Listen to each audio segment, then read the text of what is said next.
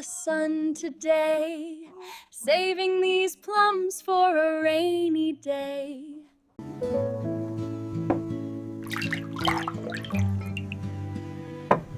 After 6 months,